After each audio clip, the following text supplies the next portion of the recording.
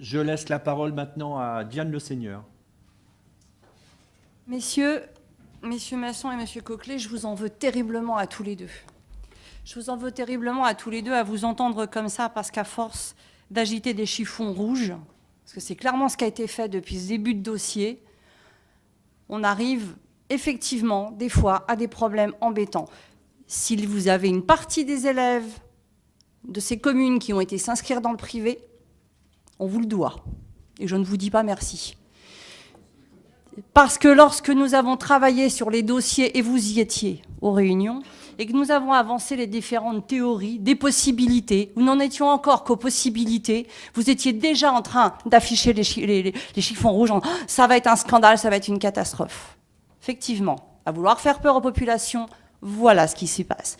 Maintenant, heureusement qu'il y a les ordinateurs pour pouvoir faire des copier-coller sur vos interventions, parce que c'est quasiment mot pour mot ce que vous avez resservi une fois, deux fois, trois fois, chaque fois que vous traitez de ce sujet-là.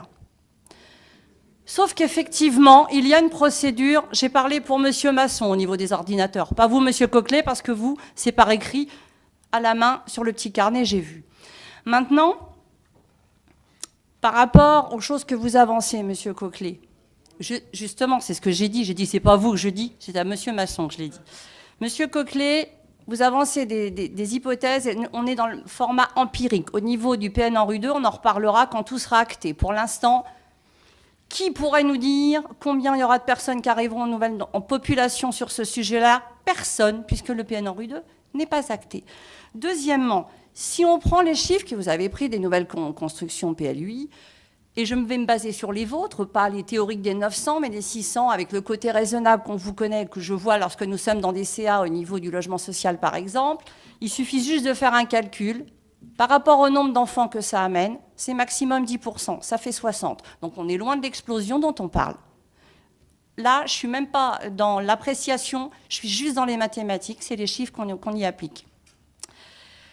Maintenant, au niveau du timing et au niveau de la méthode, de la pseudo-non-information, j'apprends par la presse, nanana, je suis désolée, c'est justement parce qu'il y avait une méthode, c'est justement parce qu'on a pris par le premier point, on fait l'étude. Deuxième point, on fait toutes les hypothèses. Troisième point, on voit si ça rentre et si ça fonctionne. Quatrième point, on commence à lancer des groupes de travail. C'est justement pour ça qu'on a respecté le timing et qu'on ne pouvait pas informer de choses qui se sont avérées, par exemple, des fois fausses, la preuve sur les rattachements des deux communes dont vous parliez tout à l'heure. Heureusement qu'on n'a pas communiqué au fur et à mesure, à grand renfort de tambours partout, alors qu'on n'était pas encore arrivé au terme de la carte scolaire.